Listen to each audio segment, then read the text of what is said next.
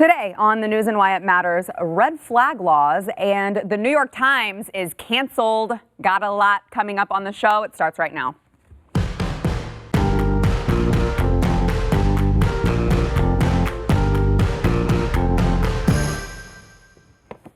Welcome to the News and Why It Matters. I am Sarah Gonzalez. We are joined today by Aaron Colen of theblaze.com and Eric July, famed YouTube host and you're a gamer and a whole bunch of, he's just a jack of all trades over here. We've got a lot coming up. First, we want to thank our sponsor, Genesis 950.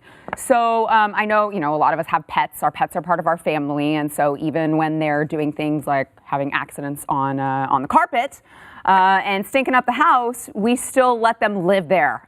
So if you're thinking about maybe replacing your carpets because of these pet stains and odors, you got to try Genesis 950 first. Genesis 950, it's a cleaner, degreaser, deodorizer. It will eradicate pet stains with water. Genesis 950, it breaks down the bonds of stains and odors to remove them from carpeting and padding.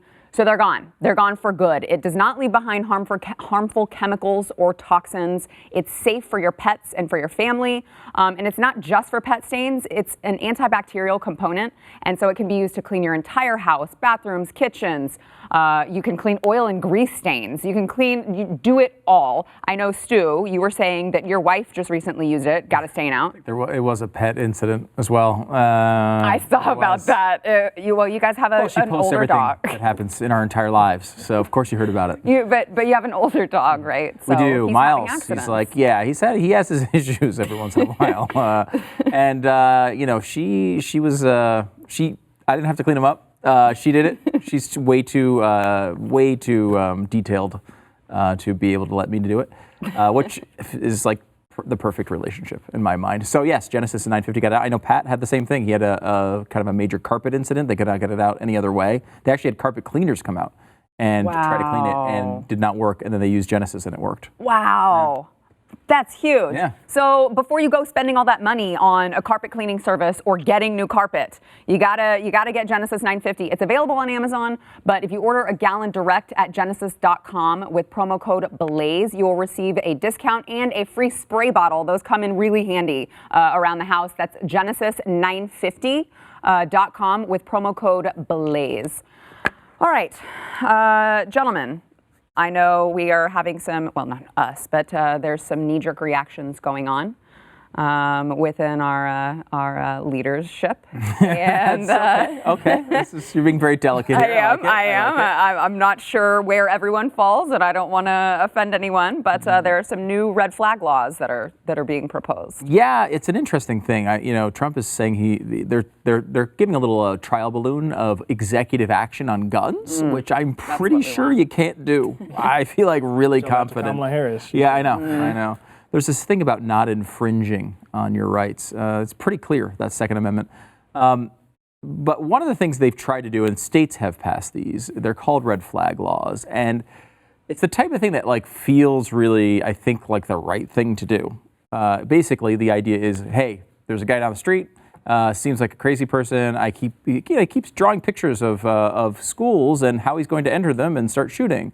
And he really seems like it's a really serious thing, and I'm really panicked about it. I need to take his guns away. He's got to not have his guns. And after every one of these incidents, you see people look back at their history and are like, wow, that's a red flag, and that's a red flag, and that's a red flag. And we should have been able to do something before this occurred.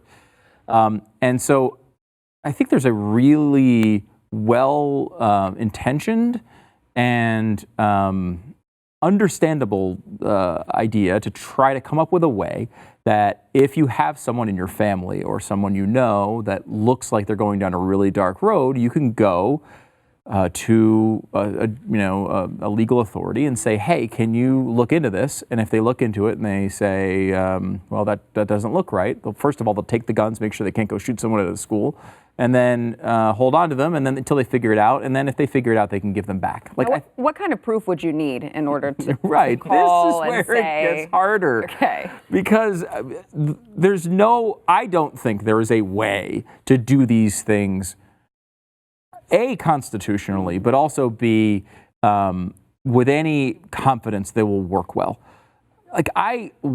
After these things happen, you of course are going to look back and say, what could we have done? But I mean, that's not how our legal system works. You know, we have a great system here in this country where we don't arrest people before they commit crimes. Mm-hmm. We don't take the thing that they have a right to away before they actually do something wrong. And it is a really difficult road to go down. Dana Lash wrote a piece for this about this, for the Federalist. Let me give you a couple sections of it, because you know she's a lot smarter than I am, and she makes better points. But here we go. The people who report your Twitter account and your Facebook pages because they dislike your opinion want you to trust a government-run system where people can we go back to that? I feel like I should read the whole thing. But I mean, if people can, where people can. Can we go back to I think I nailed that one. And where people can, without serious penalty of law, report you and have your property confiscated before you're allowed to defend yourself in courts weeks, even months later. She goes on, there is nuance to be had here for sure, but realize it is an abrogation of due process to invert the order of innocent until proven guilty to somewhat guilty until proven innocent. The question isn't whether these laws do this. The question is whether you feel comfortable giving up a cornerstone of our republic for a safety dependent upon enforcement by government that has failed at this before. And it's like, as much as you want to say we need to do something, it's hard to say that she's not right. Yeah. I mean, she's just right here. I mean, this is the way this system works. And, there are, and she goes through this in the piece. I encourage you to read the whole thing at the Federalist. But in this piece, she talks about there are other ways, like, to take, eventually to get guns away from someone who should not have them. But there's a process there, and you can't short circuit that process by saying, give me all your guns and then we'll do it. That's just not the way our system works. Eric? Yeah, that is... that's something that really gets me going. I think we've discussed this sort of before here, and where I'm at with all gun laws on infringements as far as I'm concerned. And the red flag law certainly is one. I covered a story, actually, I believe it was near Baltimore and Arundel area, where they were enforcing one of the new, this was a couple of months back, enforcing one of their new red flag laws. And a guy basically was like, come and take it, and police ended up shooting and killing him. Those are instances that I'm not trying to hear about, and those things really get my blood boiling. And the fact that we always have to have this conversation after some tragic event, and then we have members of, GOP who are supposed to be on that side of liberty and on that side of, gun rights and what have you, and they get to compromising. I hate when anytime I hear the term bipartisanship when it comes to guns, I'm not trying to hear that. They're on the wrong side of the issue. There's nothing to be negotiating or arguing or anything like that. But absolutely, just like I was saying, it's you proving people, or you're trying to claim that they're actually guilty before they actually commit a crime. I have no idea why anybody would trust government officials to do this responsibly. And this is why it's funny to me that I hear this from the same individuals who are going around saying that, oh, well, this is rise in white supremacy. They're going around being terrorists. They're going around to kill people. And then they want to sort of enforce these sorts of laws. And I don't know how far that's going to extend. We never know. It's like, all right, somebody expresses some sort of anti-government sentiment, like Dana said, I'm on Twitter, I say something. Is that going to have somebody knocking on my door trying to come get my gun simply because they didn't agree with what I said? I'm not trying to go that route. So that's a very, very dangerous precedent to set. And again, I think we need to, the real conversation, at least in my honest opinion, that we should be having is the GOP in this regard is actually compromised. If they're willing, I believe we got Lindsey Graham, Kissinger, and all of these guys that are wanting to propose these sorts of laws. I'm starting to believe, I've long believed, but I'm hoping that a lot of conservatives who have not budged on this issue are now seeing that maybe they aren't on that side, and they'll have these knee-jerk reactions anytime some sort of tragic event, and everybody's always saying, do something. Mm-hmm. It's not about actually solving the issue or anything like that. It's always do something. Even if the laws won't really prevent anything that happened, let's say, previously, they'll always say, we got to do something. So it's like going through the motions, and even if it intrudes on somebody's private property rights, they are willing to do that just for the sake of signaling on the television screen, and that, to me, is a problem. Yeah. Aaron, I want to get your opinion on these red flag laws being proposed, but I also want to bring into the conversation, you wrote a piece yesterday that really struck a nerve with me, not you, but the content itself, that, Chicago over the weekend they had to turn patients away, mm-hmm. shooting victims away, because they had so many that they were dealing with already. They couldn't handle all of the people who were coming in who had been involved in a shooting. Right. It's interesting. Yeah. We don't hear about doing something and gun laws now, gun control now when it comes to Chicago, Detroit, Baltimore. This is happening. No one's reporting on it. Mm-hmm. And it's, when you hear that number that they say, 250 something mass shootings in a year, mm-hmm. and these shootings in Chicago where 5 people are getting shot, those are the things that are being counted in that, but they're not mm-hmm. treated with the same urgency as something that you can politicize in the way that you can the El Paso situation. And when it comes to these red flag laws, it's the problem with trying to govern after a tragedy, because the human instinct is to say, this is the time where we have to compromise these values and ideals that our country is founded on, that we believe are important because we're so emotional, people are demanding that we do something, we're under all this pressure, and so suddenly you start to compromise and say, well, maybe we need this red flag law where you can make somebody sort of guilty and then they have to prove that they're innocent before they get their property back. And it's easier to compromise these things right in the aftermath of a tragedy without really grasping the big picture of what's going to happen if you put this in. What is the logical conclusion of this? What are the worst case scenarios that might come out of this? We're not thinking of those now because we're dealing with the tragedy, we're mourning something, and it's just not a good time to make those kind of decisions. Yeah. We have a situation too where, first of all, if this were to be applied, it would start being applied, I think, in completely ridiculous ways. I mean, I love Dana's example mm-hmm. of the Twitter and Facebook thing, because that's what Twitter and Facebook are trying to do. Like, you can say, yes, they're against conservatives and libertarians, and I think at some level that's true, but also it's really hard. Like, there are a bunch of people on the left who are sitting here going, I don't know, I mean, is that over the line? It seems over the line to me, and they're making poor decisions, and that's what governments do, right? Like, the same thing would happen. But I like, there's this idea where you can kind of step back, I think, and say, let's say you implemented something like this with an incredibly high hurdle, right? Like, where you're to say, all right, this is only someone who's really over the edge you could do something like this with. And let's just say somehow the government was able to enforce it like that. Well, look, the bottom line is we have that already. If someone is suspected they're about to go to their ex-wife's home because they're this dangerous or whatever it is, like, there's surveillance. They go and they hang out at the house and they watch the house, and like, the police already act with these sorts of powers already. The idea that, the only difference here is instead of watching to make sure they don't do the crime, you're taking the guns away so that and then you're probably going to step back and say, well, we're done. Well, this guy can go get guns in 100 different ways now. Yep.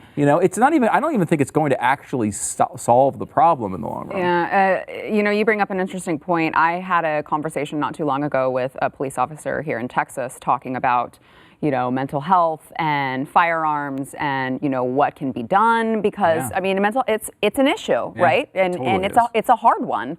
And he made a great point of, they're right along with my statement of, like, we've got to figure something out, because he said, you got to see it from our perspective. We go into these people's houses and take their guns, and they see our names and can look up our information, and 48 hours later, they're going back and they're coming up to the station and getting their guns back. How do you think we feel? I mean, that's putting a target on our backs, that we're doing that with someone who's suspected of having mental illness and could use their guns. You could easily set somebody off. And the other side of this, too, is now usually they're anonymous, which creates other problems, right? Like, if you just have an enemy who wants to screw with you, they can say that you're in this situation.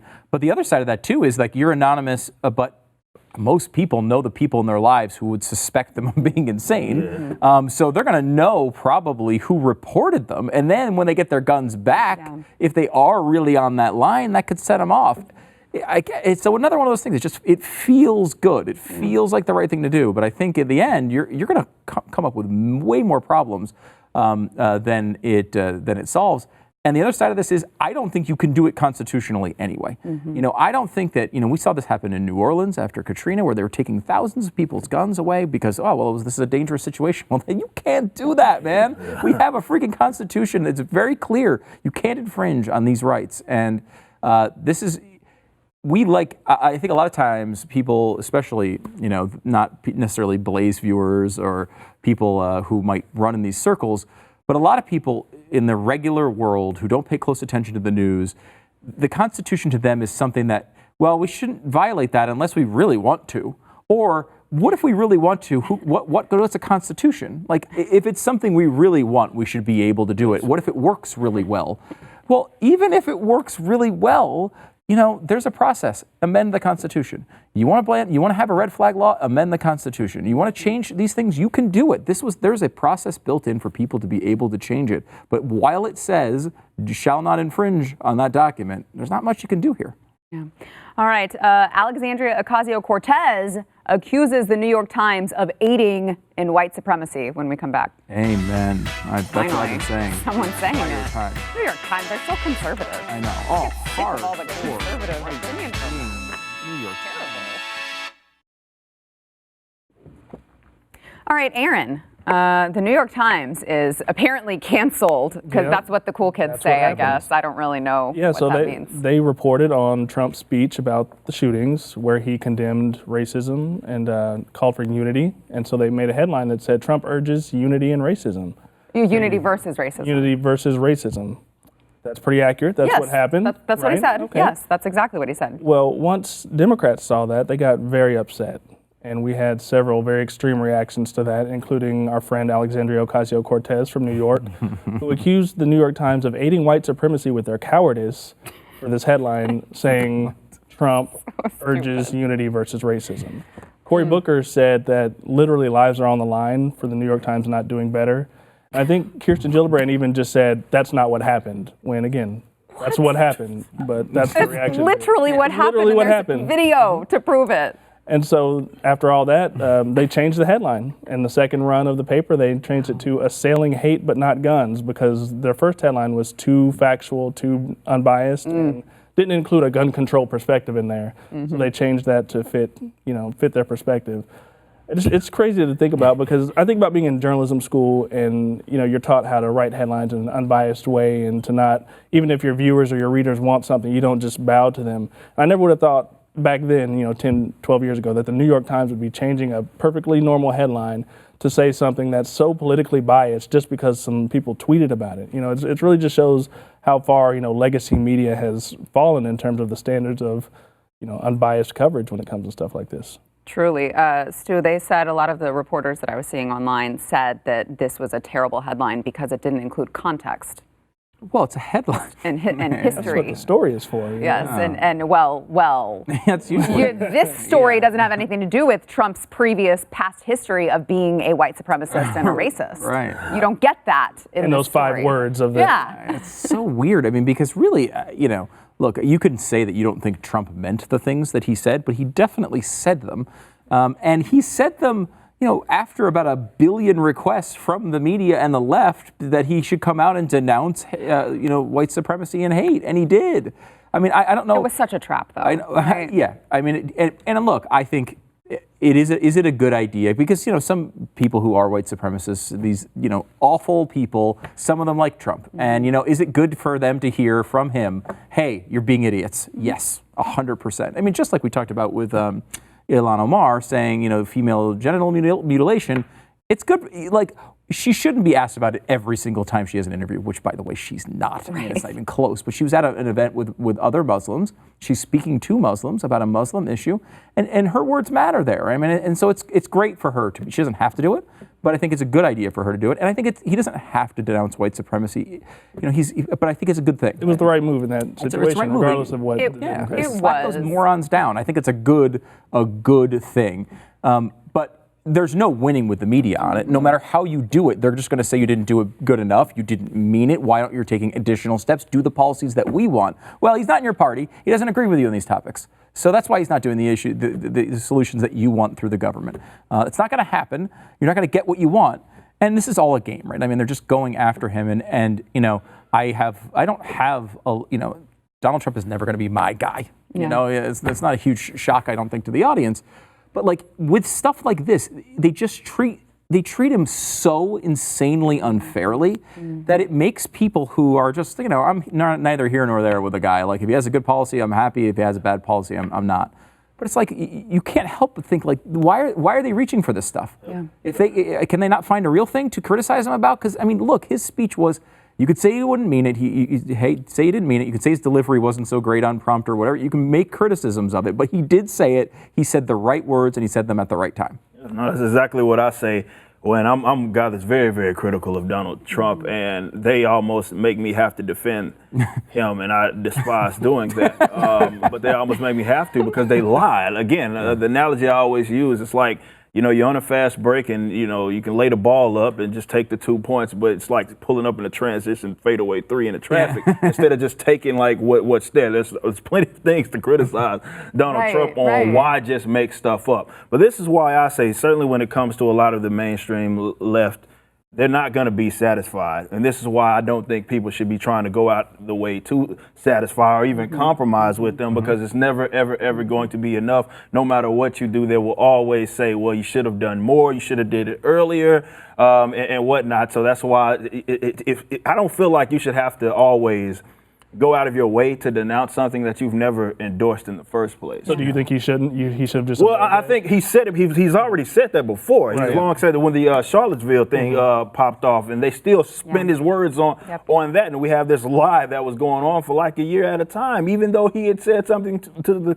contrary of that. So this is why I'm saying, like, I don't think that he should feel. I understand it every now and then, maybe in passing conversation, you say, look, man, those guys are idiots. I don't endorse anything that they're talking about, but to do it certainly when they're provoking you, like, do it, you got to do it, and then you go do it, you're playing right into their hands. And again, just like what happened with that, you can go say something and they're still going to be like, oh, no, that's not enough. You didn't say that, even though you actually did say that. And unfortunately, in this case, they do have a lot of this mainstream media in terms of whether it be paper or media in general. They have them on their side, and unfortunately, they always fold in that regards as well. So it's no winning. So what's the point? And if to constantly try to denounce something that you never ever endorsed in the first place. Yeah, and Aaron, being a reporter, I wonder if this gets under your skin as well, but it's not just that they lie, it's that you have people like Alexandria Ocasio-Cortez who are flat out asked to condemn Antifa throwing a firebombing an ICE facility,